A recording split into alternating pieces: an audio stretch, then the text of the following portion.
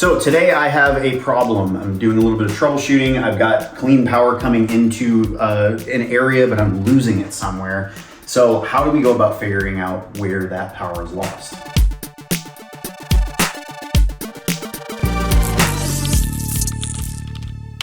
So there's a couple of different things that you could do. There's tools like, this is a toner. A lot of times I will use a toner. So you would hook this up to some wires where you do have one side of wires, and then you could take this wand and follow it through the wall. The only problem is this whole wall is multiple layers thick. So this thing is not strong enough to sense through that. And that's one of the problems with these low voltage toners. So when you run into a situation where you can't get a clear tone, you can't rely on that. Another thing that I've used a lot in the past is a borescope. So Klein makes borescopes, and borescopes essentially, it's got a video screen, and there's a long kind of snaky head on it with a light, but it's a camera.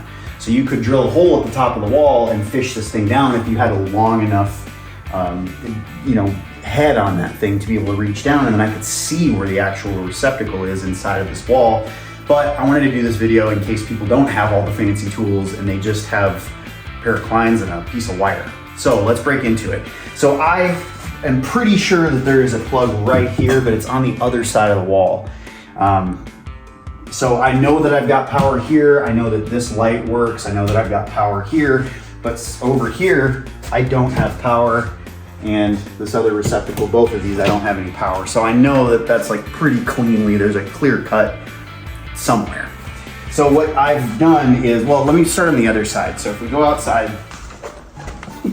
just cut it. I got stuck.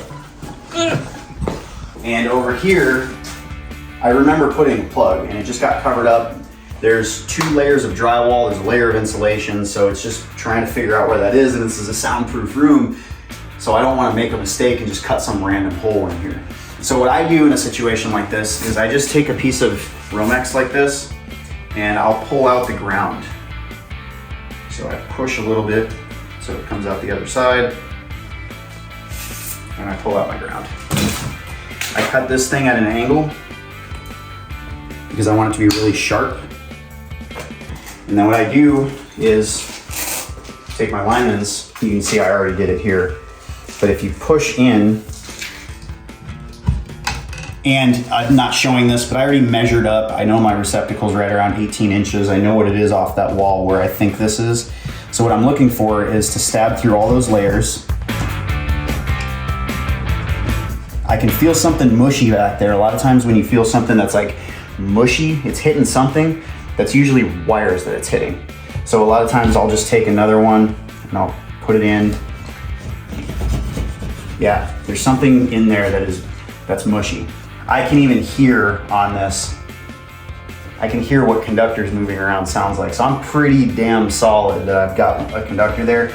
The other thing is if you kind of move it around a little bit, sometimes you can hit the back of the box. So right there, it just moved past the conductor. So I'm about that deep. So I've got drywall, foam, drywall, and I should be in that box. Now, if there is drywall on the other side of this, and this is not a box, this is gonna keep going and it's gonna poke through that other wall. If it doesn't, if it comes to a dead stop, I can hear, to me that sounds like plastic, it doesn't sound like drywall. But I'm gonna keep pushing to see, oh. Well, it's going, but I have a feeling what it's doing is wrapping around. So I'm gonna go to the other side and see if it actually poked through. And if it poked through, then I know I'm wrong and there's not a receptacle there. Yeah, there's nothing poking through here. I mean, I poked a couple holes earlier because I was trying to find something, but I know what's happening is it's hitting the box and it's wrapping up inside of the box. So I'm like really, really solid that I hit that.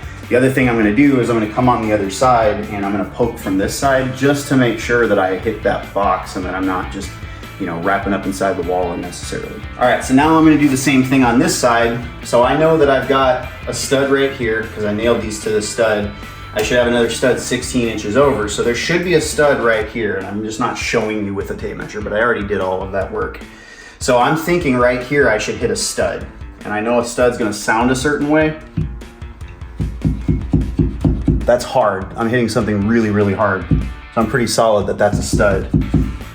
Then I'm gonna move over a little bit because that box should be mounted to that. And I remember it being in the same chase because I wired, from here across. Now that still sounds really hard, but it sounds like more plasticky. And I move over a little bit just to double check. Yeah, that has a little bit of give to it. That's plastic, that's not wood. Plus the depth too. This depth right here is the sheetrock, depth. It's 1/2 inch drywall. So this box is gonna be a little bit deeper because the back of that box doesn't come all the way to the back of the stud. So I know there's a box there. I feel like 99% positive that that's where my box is. So now what I'm gonna go do is go on the other side, take my drywall or my sheetrock saw and start cutting to make sure that I'm like, I'm gonna cut out a little square. I'm just doing little bits of work because it's really easy to spackle over this. If you just take a hammer and start beating on stuff or beat it in with your shoe or whatever, like that's a huge patch that you have to fix. So I do these little tiny things, like I could put spackle over that and put a little bit of paint and cover that. That's why I'm using this method. So now on the other side, I'm gonna go cut a little tiny hole, see if I can see in there and see some conductors. Here we go! Whee! Here we go! You haven't stopped, right? You're just... I didn't even start. I thought this was a... I thought this was a practice. I thought this was a practice one. Yeah, I haven't stopped. All right, so now what I'm gonna do, I can feel the mushiness of conductors in there. So I'm just gonna cut sideways because I wanna find where the edge of that box is. I know I'm inside the box right now. So if I can turn my blade sideways, I can feel the edge of the box that way. And I turn it this way and I can feel the edge of the box there. So I think the actual edge of the box is really close here and I think the other side's over here. So I'm just gonna cut to one side and then I'm gonna go cut to the other side.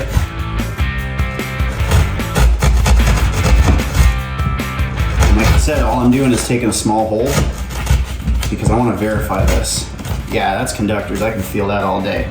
Stick my finger in there and I can actually see the conductors. So now I just gotta cut it out bigger.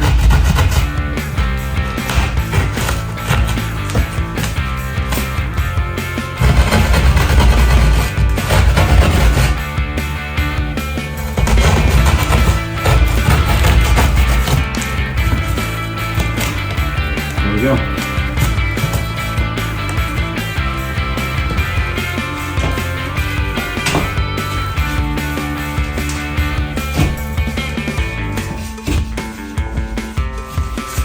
And then the last thing I have to do is actually trace out the box now that I can see the box back there.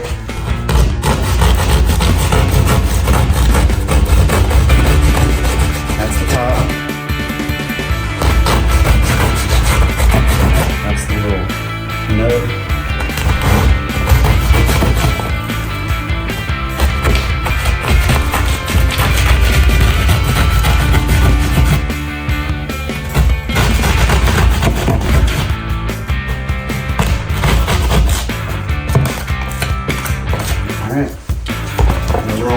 So when you're troubleshooting, there's not like one solid way to do anything, but that's just a method that I've learned over the years because if I was wrong and I just started cutting holes, now I gotta, how many holes am I gonna sit and try to cut out to figure out where this is?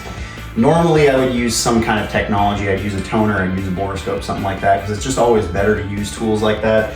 But when you're in a situation where you don't have that stuff, using this method is really good because even if I'm wrong and I just keep moving over, I'm putting, even if I put 10 holes, you'll start to feel the difference between when you're hitting wood or if you're hitting insulation or if you're hitting conductors. And just figuring out what your height is and just keep going over until you find it is the way to go about it. So thank you guys for watching. Let me know if you have any comments, questions, other suggestions, ways you guys do stuff. I love learning new ways to do things. Love you crazy people. See you in the next one.